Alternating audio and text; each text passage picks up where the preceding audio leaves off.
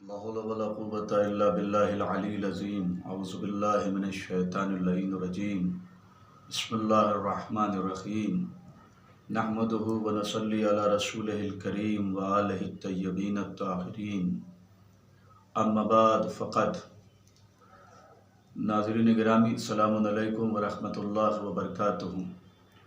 میں مولانا عمران رضا غدیری امام جمعہ باندہ آپ حضرات کی خدمت میں حاضر ہوں اور آپ حضرات سے مخاطب ہوں۔ زیارت مقدسہ معصومین اور بالخصوص زیارت حضرت امام حسین علیہ السلام کے سلسلے میں کچھ پیچیدہ مسائل کو لے کے،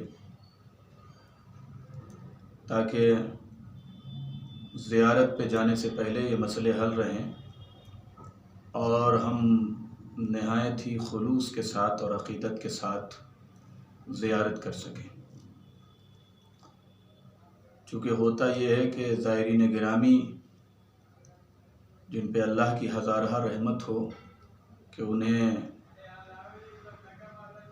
امام حسین علیہ السلام نے اور ان کے برادر عزیز حضرت عباس علمدار غازی علیہ السلام نے یاد کیا ہے اور ان کو بلاوا بھیجا ہے کہ وہ ان کی خدمت میں حاضر ہوں اور ان کی زیارت سے مشرف ہوں۔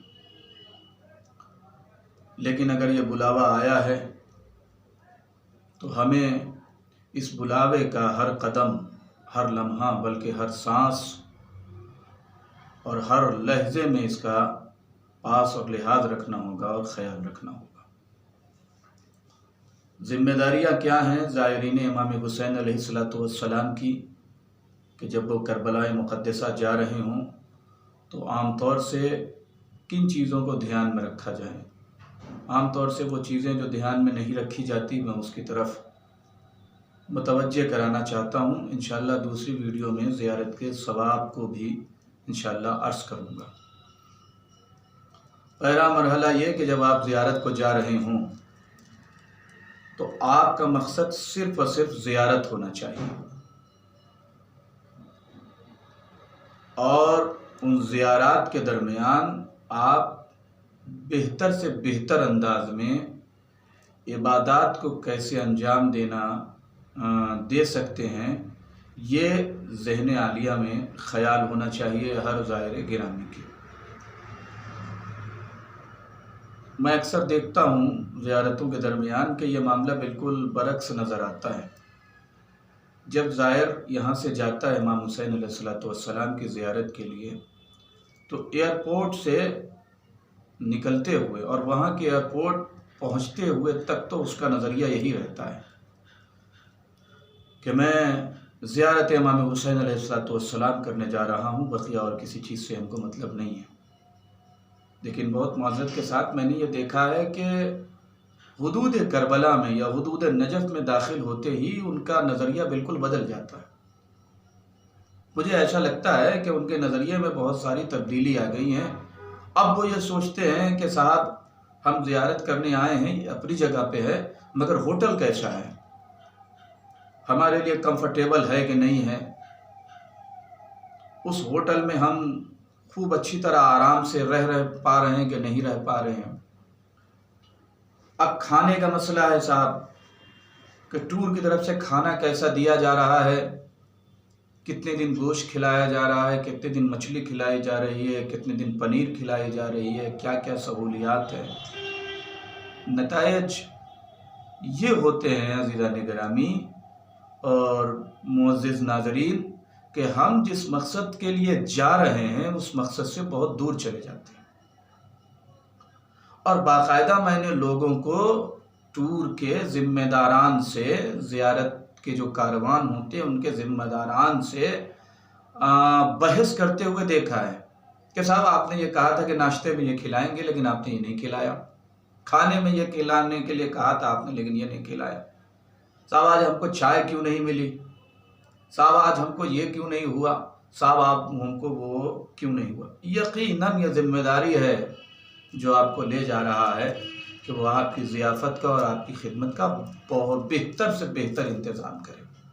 لیکن اگر کہیں پہ چوک ہو جاتی ہے تو ہم ان زیارتوں کے درمیان اپنے اخلاقی مسائل کو نہ بھول جائیں کہ ہم کہاں پہ ہیں، کس لیے آئے ہیں، ہمارا مقصد کیا ہے۔ اس کی وجہ سے وہ الفاظ جو طبیعت میں غصے کی وجہ سے ہماری زبان سے نکلتے ہیں حدود کربلا میں اور حدود نجف میں، یہ ہماری زیارتوں کے ثواب کو ضائع کر دیتے ہیں۔ ایک لفظ جو ہمارا زیارت کے درمیان کسی مرد مومن تک پہنچ رہا ہو اور اس سے مرد مومن کے دل کو تکلیف پہنچ رہی ہو، یقین جانیں کہ اس کی وجہ سے ہمارے زیارت کا ثواب ضائع ہو جاتا ہے۔ بہت زیادہ ثواب ہے زیارت امیر کائنات علیہ السلام کی روضے کی زیارت کا، بہت زیادہ ثواب ہے کربلا مقدسہ کی زیارت کا، بہت زیادہ ثواب ہے زینب اولیاء مقام اور شہر شام میں رہنے والے مقدسات اور مقدس خواتین کی روضے کی زیارتوں کا بہت زیادہ ثواب ہے۔ لیکن اس میں ہمیں سب سے زیادہ خیال یہ رکھنا پڑے گا کہ کہیں پہ ہمارا اخلاق غلط تو نہیں ہو رہا ہے، کہیں پر ہمارے عمل سے کسی کی دل آزاری تو نہیں ہو رہی۔ ایسا تو نہیں ہے کہ ہم شاپنگ کے مال میں زیادہ وقت گزار رہے ہیں اور حرم مطہر میں کم وقت گزار رہے ہیں۔ ایسا تو نہیں ہے کہ ہم ہوٹل میں زیادہ وقت گزار رہے ہیں اور حرم مطہر میں کم وقت گزار رہے ہیں۔ کتنی تمنا ہوتی ہے کربلا جاتے وقت، لہٰذا اگر اس تمناؤں کی تڑپ کو آپ وہاں بھی محسوس کر رہے ہیں، ہوٹلوں میں وقت مت گزاریے، حرم میں وقت گزاریے۔ کوشش کریں کہ نماز صبح حرم میں پڑھیں، نماز ظہرین حرم میں پڑھیں، نماز مغربین حرم میں پڑھیں، اور معصومین کے روضوں کے قریب جا کے دعا کریں۔ اب یہ بھی ایک الگ مسئلہ ہے، اس سلسلے میں بھی جو میرا ایک روایات کے سلسلے میں پورا جو تجربہ ہے وہ میں آپ کی خدمت میں پیش کرنا چاہتا ہوں۔ ضروری نہیں ہے کہ وہ شخص کے جو جالی سے پہنچ کے لپٹ گیا ہے وہی ظاہر ہے، یہ سب سے اہم مسئلہ ہے زیارت کے درمیان۔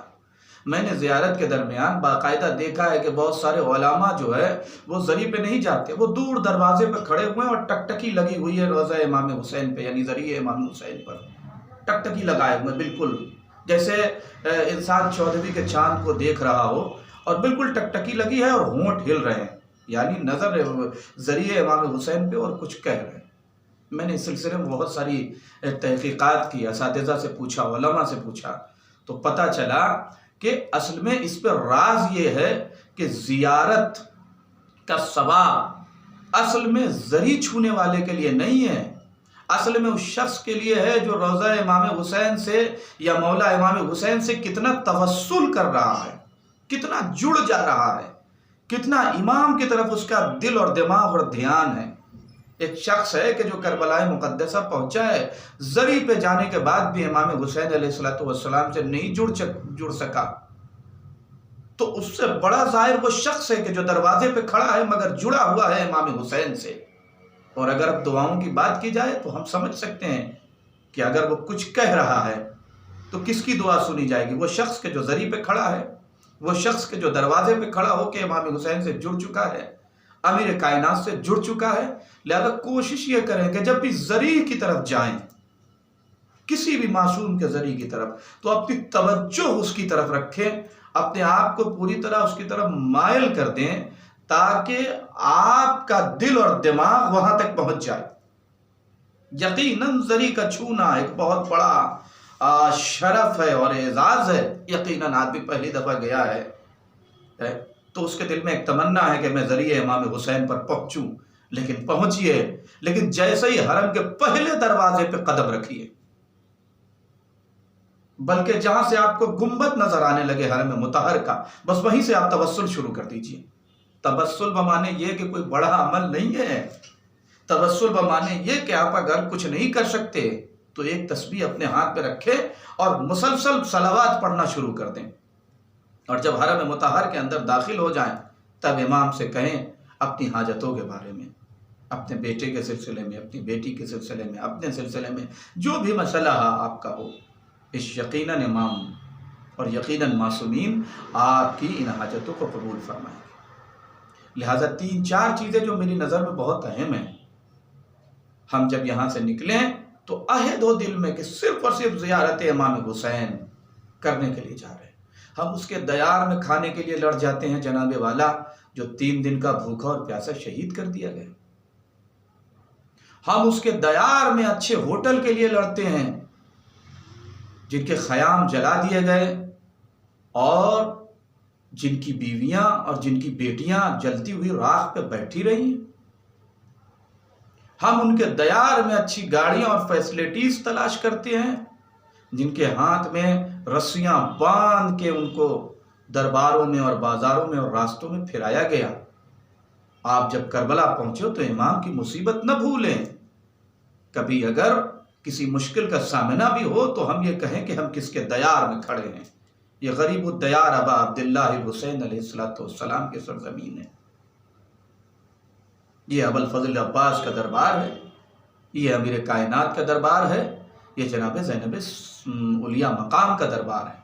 لہٰذا آج جو میں آپ کے سامنے حاضر ہوا ہوں وہ صرف اور صرف اس لیے کہ میں نے کچھ مسائل بہت قریب سے دیکھے ہیں، سوچا کہ آپ کو تک وہ مسئلے پہنچاؤں۔ لہٰذا میری گزارش یہ ہے کہ ہوٹل کو ڈسکس مت کیجیے، ٹرین کو ڈسکس مت کیجیے، فیسلٹیز کو ڈسکس مت کیجیے، دیگر چیزوں کو ڈسکس مت کیجیے۔ ڈسکس ایسے ہو کہ ہم فلاں روضے پہ جائیں گے تو کتنی دیر رہیں گے، کتنی زیارتیں وہاں پڑھیں گے، کتنی عبادت کا موقع ملے گا۔ خدا آپ تمام افراد کو طول عمر دے، لیکن یہ بھی ممکن ہے کہ ہو سکتا ہے اس زیارت پہ جو ہم جا رہے ہیں یہ ہماری آخری زیارت ہو، اس کے بعد موقع نہ ملے تو ہمیں وہ آخری زیارت کیسی کرنی چاہیے۔ آپ جب بھی پہنچے جس روضے پر اس وقت یہ مت سوچیے کہ ہمیں دوبارہ موقع ملے گا، اس لیے کہ حیات اور موت کا مالک تو پروردگار ہے۔ بار دیگر آپ سب کے لیے دعا ہے کہ پروردگار عالم آپ کو طول عمر عطا کرے اور بار بار ان مقدسات کی زیارت نصیب فرمائیں۔ لیکن جب آپ روضہ امام حسین پہ جا رہے ہوں تو یہ سوچیں کہ گویا کہ آپ آخری بار زیارت کر رہے ہیں، اس کے بعد آپ کو موقع نہیں ملے گا۔ روضہ ابو الفضل عباس پہ جائیں تو یہ سوچ کے زیارت کریں کہ یہ آخری موقع ہے، اس کے بعد آپ کو زیارت کا موقع نہیں ملے گا۔ روضہ امام علی پر جب حاضر ہوں باب العلم کے روزے پر، مشکل کشا کے روزے پر، تو یہ نظریہ ہو کہ گویا کہ یہ آخری موقع ہے، اس کے بعد ہمیں موقع نہیں ملے گا۔ یعنی اس خلوص کے ساتھ، اس انہماک کے ساتھ ہمہ تن گوش آمادہ ہو کے آپ زیارات کریں۔ اور جب بھی کسی روزے پر جائیں، میں انشاءاللہ ثواب کے سلسلے میں آپ کی خدمت میں عرض کروں گا، لیکن آج یہ موقع سے بات آ گئی اس لیے عرض کر دے رہا ہوں، جب بھی کسی روزے پہ جائیں بغیر اذن دخول پڑھے ہوئے روزے کے اندر داخل نہ ہوں۔ پہلے اذن دخول پڑھیں اور پھر اس کے بعد اس معصوم کی زیارت ضرور پڑھیں، اور اس کے بعد اندر داخل ہوں۔ یہی طریقہ ہے۔ ہم کسی کے گھر میں جب داخل ہوتے ہیں تو کیا کرتے ہیں؟ پہلے دستک دیتے ہیں، دروازے پر اجازت لیتے ہیں اور پھر داخل ہوتے ہیں۔ پھر جب داخلے کی گھڑی آتی ہے تو اہل خانہ کو ہم سلام کرتے ہیں۔ یہ مت بھولیں کہ یہ کائنات کے وہ بادشاہ افراد ہیں جن کے دروازے پر پیغمبر گرامی آ کے سلام کیا کرتے تھے، جن کے دروازے پر ملائکہ بغیر سلام کے اور بغیر اجازت کے داخل نہیں ہو سکتے۔ بہت زیادہ خیال رکھیں، ایک ایک قدم پہ خیال رکھیں، حتیٰ کہ اتنا خیال رکھیں کہ آپ کے پاؤں سے ہوٹل میں پڑی ہوئی کسی زائر کی جوتی تک نہ کچلنے پائے جو اس کی وجہ سے اس کو تکلیف ہو جائے۔ مجلسوں میں جب حاضر ہوں تو کوشش کریں کہ ایسا نہ ہو کہ مجلس میں داخل ہوتے وقت کسی زائر کو آپ کا پاؤں لگ جائے، کسی کو کوئی تکلیف ہو جائے۔ نہیں، نہایت جتنا ممکن ہو سکے احترام رکھے تاکہ زیادہ سے زیادہ ہم کو ثواب مل سکے۔ ایک حدیث تو آج ضرور ہی پڑھ دوں گا کہ جب زیارت امام حسین کر کے زائر لوٹتا ہے تو بالکل ایسا ہی ہو جاتا ہے جیسے کہ ابھی ابھی بطن مادر سے پیدا ہوا ہو، یعنی اس کے نامہ اعمال میں ایک ذرہ برابر گناہ رہ ہی نہیں جاتا۔ بس میری گفتگو ختم ہو گئی، لہٰذا آخر میں گزارش ہے کہ زیارت کے درمیان زیادہ موبائل نہ چلائیں، زیارت کے درمیان زیادہ ہوٹلوں میں وقت نہ گزاریں، زیارت کے درمیان زیادہ باتوں میں اپنا وقت برباد نہ کریں، زیارت کے درمیان جتنا ہو سکے دعائیں پڑھیں، تلاوت کریں۔ انشاءاللہ میں بتاؤں گا آگے کہ کس کس معصوم سے توسل کرنے کا کیا کیا طریقہ ہے، جب ہم روزے پہ جائیں تو کیا کہہ کے معصوم سے ہمیں توسل کرنا ہے۔ لہٰذا کوشش یہ کریں ابھی سے اپنے آپ کو آمادہ کر لیں، اتنا سامان رکھیں اپنے پاس جو ضرورت کا، جو زیارت میں رکاوٹ کا سبب نہ بن سکے، اتنا سامان نہ خریدیں وہاں جا کے کہ ایسا محسوس ہو کہ ہم زیارت کرنے نہیں بلکہ شاپنگ کرنے گئے تھے۔ لہٰذا زیارت کو زیارت کا مقصد بنائیں۔ انشاءاللہ امید قوی ہے کہ امام حسین علیہ السلام آپ تمام زائرین کا اور ہم سب کا نام زائرین میں لکھیں گے، اور یہ ہمارے لیے بخشش کا سبب ہوگا اور خدا و رسول کی خوشنودی کا سبب ہوگا، اور ہم سب دعائے جناب سیدہ سلام اللہ علیہ کے حقدار ہوں گے۔ وآخر الدعوان ان الحمد للہ رب العالمین، والسلام ورحمۃ اللہ وبرکاتہ۔